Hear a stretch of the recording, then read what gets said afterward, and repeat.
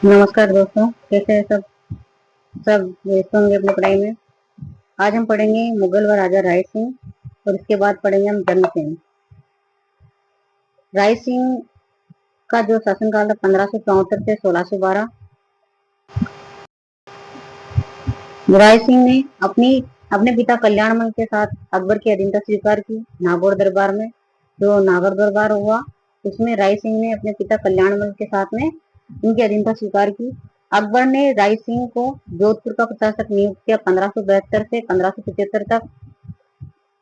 राज्याभिषेक इनका हुआ 1574। बीकानेर के शासक बने। यहाँ पे जोधपुर के प्रशासक बने जब चंद्रसेन को पकड़ने के लिए गए उनपे, जब भी जोधपुर पे कब्जा करता है अकबर, तब राय सिंह को यहाँ पे जोधपुर का प्रशासक बना दिया था 1572 में। 1570 में यहाँ पे नागौर दरबार होता है और राज्याभिषेक इनका जो होता है 1574 बीकानेर के शासक इनको बना दिया जाता है पिता की मृत्यु के बाद। इनके पिता कल्याणमल की मृत्यु रहती 1574। उसके बाद पिता की मृत्यु के बाद इनको बीकानेर के शासक बना देता है। उपाधि जो थी इनकी वो है महाराजाधिराज। राय सिंह की पुत्री से जहांगीर का विवाह हुआ। राय सिंह के समकालीन मुगल शासक जो थे वो है अकबर और जहांगीर। अकबर का 1570 से लेकर इनका 1605 तक रहा और जहांगीर का 1605 से 1612 तक रहा। इसके बाद है राजपुताने का कर्ण की उपाधि इनको मुंशी देवी प्रसाद ने दी। अकाल पीड़ितों की सेवा के कारण इनको राजपुताने का कर्ण, यानी इन्होंने यहाँ पे खूब दान पुण्य किया तो उनको मुंशी देवी प्रसाद ने राजपुताने का कर्ण इनकी उपाधि दी। मुगल साम्राज्य का स्तंभ इनको कहा जाता है। अकबर ने इनको 4000 मनसब दिया था और जहांगीर ने इनको 5000 मनसब प्रदान किए। अकबर के दरबार के दूसरे जो सम्मानित हिंदू राजा ये थे राय सिंह थे। फर्स्ट है मान सिंह और दूसरे हैं राय सिंह। अकबर द्वारा दी गई इनको जागीरें थी कौन कौन सी? बटनेर, नागौर, हिसार, शमशाबाद, जूनागढ़, द्रोणापुर। भटनेर, नागौर, हिसार, शमशाबाद, जूनागढ़ और द्रोणापुर। इनकी रियासत में कुल 47 यानी 47 परगने थे। राय सिंह के काल में बीकानेर में चित्रकला की शुरुआत भी हुई थी। अब यहाँ से जो जरूरी है हमारे इम्पोर्टेंट है एग्जाम की दृष्टि से वो है यहाँ पे इनके युद्ध। कथौली का युद्ध हुआ इनके 1573 में राय सिंह वर्सेस मिर्जा बंटी गुजरात। मोहम्मद हुसैन मिर्जा और इब्राहिम मिर्जा के बीच में और राय सिंह की यहाँ पे क्या होती है? विजय होती है 1573 में। उसके बाद 1581 में काबुल अभियान होता है। मान सिंह के सहयोगी के रूप में ये गए थे काबुल अभियान। जब मान सिंह गए थे अभी हमने मान सिंह का ही पढ़ा था, उसमें काबुल अभियान में ये गए इनके साथ में। दातानी का युद्ध 1583 सिरोही में। दातानी का युद्ध हुआ 1583 सिरोही, जो कि राय सिंह वर्सेस राव सुल्तान देवड़ा। ये किनके बीच में हुआ? ये राव सुल्तान देवड़ा और राय सिंह इनके बीच में हुआ और राय सिंह यहाँ पे भी विजय होते हैं। अकबर की अधीनता इन्होंने स्वीकार कर ली थी। यहाँ पे राव सुल्तान देवड़ा ने दातानी के युद्ध में अकबर की अधीनता स्वीकार कर ली। 1583 में सिरोही में यहाँ पे युद्ध हुआ। उसके बाद है सिंध अभियान। ये सिंध अभियान इससे पहले हो जाता है, गलती से ये बाद में लिखा गया है। सिंध अभियान जो कि 1581 तक याद करने में सही रहेगा कि 1581 में काबुल अभियान, उसके बाद हो जाता है 1581 सिंध अभियान होता है। उसके बाद होता है दातानी का युद्ध 1581 में राय सिंह के नेतृत्व में। अब्दुल रहीम खान, यहाँ पे राय सिंह का जो नेतृत्व किया था अब्दुल रहीम खान है खाना ने। सिंध अभियान 1581 में। उसके बाद है दक्षिण भारत का अभियान 1593 ईस्वी में। राय सिंह वर्सेस बुरहानुद्दीन और यहाँ पे राय सिंह यहाँ पे विजय होते हैं। यानी इन सभी युद्धों में क्या होता है? इन सभी में राय सिंह यहाँ पे विजय होते हैं। उसके बाद है 1597 में राय सिंह के अकबर के साथ संबंध थोड़े से खराब हो जाते हैं और नासिर खां राय सिंह का जो सेवक था इसकी वजह से होता है। राय सिंह का जो सेवक नासिर खां था उसने इन दोनों में फूट डलवा दी थी, इनके सामान खराब करवा दिए थे। राय सिंह नाराज होकर चले जाते हैं, लेकिन बाद में अकबर ने इसे सौराष्ट्र की जागीर दी। कहाँ की जागीर दी? सौराष्ट्र की जागीर दी। 1605 में अकबर की मृत्यु हो जाती है। जहांगीर ने राय सिंह को 5000 का मनसब दिया। जो अकबर ने 4000 का दिया था, जहांगीर ने राय सिंह को कितने दिए? 5000 का मनसब दिया। जहांगीर के पुत्र खुसरो के बगावत करने पर दोनों लाहौर चले जाते हैं और आगरे की जिम्मेदारी राय सिंह को देते हैं। जब खुसरो नाराज होके बगावत करके कहाँ चला जाता है, लाहौर चला जाता है और उसके पीछे पीछे जहांगीर भी उनके पीछे चला जाता है और राय सिंह को भी वहां बुलाते हैं। राय सिंह को पहले यहाँ पे आगरे की जिम्मेदारी देते हैं और राय सिंह को भी जहांगीर बोलता है कि तुम भी लाहौर आओ, तो राय सिंह मना कर देता है और राय सिंह और जहांगीर के संबंध में इसी वजह से यहाँ पे थोड़े से खराब हो जाते हैं। लेकिन बाद में जहांगीर ने राय सिंह को दक्षिण भारत में भेजा और जहांगीर का पुत्र राय सिंह का पुत्र था यहाँ पे सूर सिंह, वो भी साथ में जाता है। पुत्र दलपत सिंह के राय सिंह के खिलाफ विद्रोह हो जाता है। पुत्र दलपत सिंह के कारण, यहाँ पे पुत्र दलपत सिंह के कारण राय सिंह के खिलाफ विद्रोह हो जाता है और राय सिंह क्या होता है, बीमार रहने लग जाता है, चिंताजनक हो जाता है और इसी वजह से चिंता में रहने के कारण मृत्यु उनकी यहाँ पे हो जाती है, जो कि 22 जनवरी 1612 में उनकी बुरहानपुर में इनकी मृत्यु हो जाती है। राय सिंह का एक ये युद्ध वाला टॉपिक भी छूट गया। 1500 यहाँ पे जो पीछे आया था खटोली का युद्ध, उसके बाद ये हुआ था। उसके बाद राव चंद्रसेन पर चढ़ाई 1574, इसके द्वारा सिवाणों को ठिकाना बनाने पर अकबर सेना का नेतृत्व अकबर की सेना का नेतृत्व राय सिंह करते हैं और सोजत का किला यहाँ पे ये जीत लेते हैं और सिवाना पर भी अधिकार कर लेते हैं। अकबर वर्सेस पत्ता मोहनता पत्ता थे और अकबर का जो नेतृत्व कर रहे थे शाहबाज खां और यहाँ पे सिवाना पे अधिकार कर लेते हैं। जो इनके राय सिंह के निर्माण कार्य है वो है राय सिंह द्वारा जूनागढ़ दुर्ग का निर्माण निरीक्षण करता, ये जूनागढ़ दुर्ग बीकानेर में निरीक्षण करता है। यहाँ पे मंत्री करमचंद थे। इस दुर्ग के पोल पर जयमल मेड़तिया और पत्ता चुड़ावत की मूर्तियां हैं।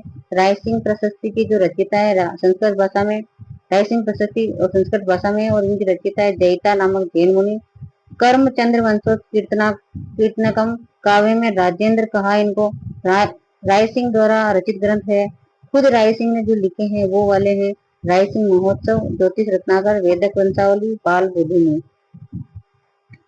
इसके बाद हम देखेंगे चंद्रसेन और चंद्रसेन का जो उनके उपनाम है मारवाड़ का महाराणा प्रताप अग्रगामी, राजपूत शासकों के आदर्श और मारवाड़ का बुला बिसरा या बुला भटका नायक या बुला बिसरा राजा।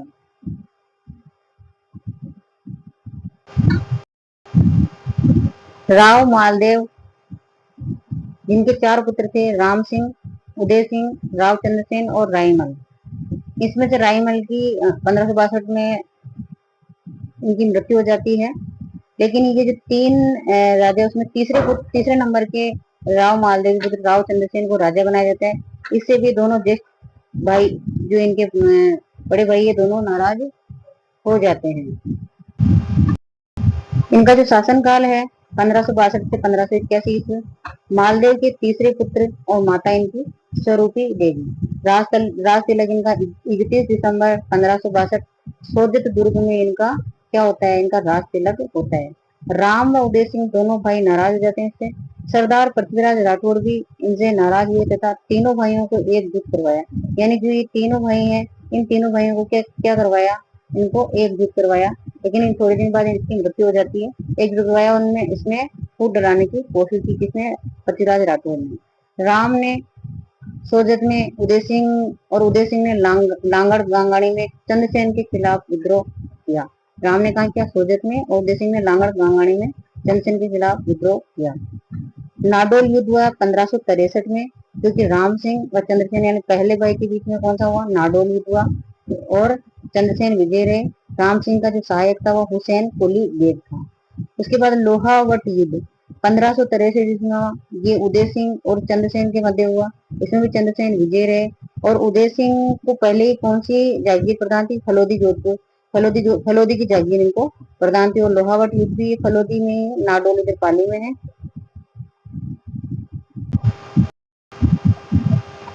उसके बाद 1564 में राम व उदय अकबर के सेनापति हुसैन अली खां से मिले। ये किससे जाके मिल गए, हुसैन अली खां से मिल गए। और यहाँ पे हुसैन कुली बेग, यहाँ पे दोनों के नाम अलग है। हुसैन अली खां, राम व उदय अकबर के सेनापति हुसैन अली खां से जाके मिल गए। नाडोल के युद्ध में अकबर ने राम सिंह की सहायता हेतु हुसैन कुली बेग को भेजा था, जो हमने यहाँ पे पढ़ा। उदय सिंह को फलोदी की जागीर प्रदान की गई थी। मेहरानगढ़ का युद्ध 1564 में राव चंद्रसेन वर्सेस हुसैन कुली बेग में ये, और राव चंद्रसेन यहाँ पे भी विजयी रहे। भारमल के कहने पर नागौर दरबार लगा, यानी भारमल के कहने पे ही अकबर ने नागौर दरबार लगाया। यानी भारमल की जो पुत्री थी उसी के साथ में इसका अकबर का विवाह हुआ था, और भारमल ने ही कहा क्या कि नागौर दरबार लगाया जाए, तो इसके कहने पे नागौर दरबार लगा 1570 में। नागौर दरबार में चंद्रसेन अधीनता स्वीकार नहीं करते हैं, बाकी बहुत से राजा थे तो उन्होंने अधीनता स्वीकार, चंद्रसेन ने अधीनता स्वीकार नहीं की। नागौर दरबार गुलामी का प्रतीक कहा जाता है। चंद्रसेन नागौर से, अब चंद्रसेन यहाँ से नागौर चले जाते हैं, और नागौर से फिर सॉरी यहाँ नागौर से जोधपुर चले जाते हैं, और जोधपुर से वो भादराजूण आ जाते हैं। अकबर ने जोधपुर का प्रशासक 1572 में बीकानेर के राय सिंह को नियुक्त कर देते हैं। जोधपुर पर कब्जा करने के बाद अकबर ने भादराजून पर आक्रमण करने के लिए जलाल खां को भेजा। पहले इन्होंने क्या किया, अकबर ने जोधपुर पर कब्जा किया और वहां का प्रशासक किसको नियुक्त किया, वहां का प्रशासक यहाँ पे इसमें यहाँ पे बीकानेर के राय सिंह को यहाँ पे नियुक्त किया। बीकानेर के राय सिंह को यहाँ पे नियुक्त कर दिया, जोधपुर पर कब्जा कर लिया। उसके बाद अकबर ने भादराजून पर आक्रमण किया, और भादराजून पर आक्रमण करने के लिए किसको भेजा, जलाल खां को भेजा। चंद्रसेन भादराजून से कहाँ चले गए, सिवाना चले गए। सिवाना को संकटकालीन राजधानी भी इनकी कहते हैं। सिवाना पर आक्रमण किया, वो वहां पर किसको भेजा, शाहबाज खां को भेजा। सिवाना से ये अब ये कहाँ चले गए, चंद्रसेन बांसवाड़ा प्रताप सिंह के पास चले गए, और वहां पे थोड़े दिन रहे। उसके बाद ये बांसवाड़ा के बाद ये डूंगरपुर गए, और डूंगरपुर के आस्करण के पास गए, लेकिन आस्करण ने इनको कोई सहायता नहीं दी।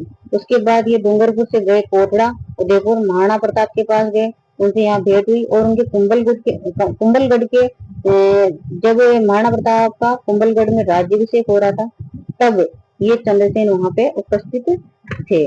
उसके बाद कोटड़ा से ये पोखरण जैसलमेर में गए। यहाँ के दुर्ग को जैसलमेर के हर राज जी को बेचा।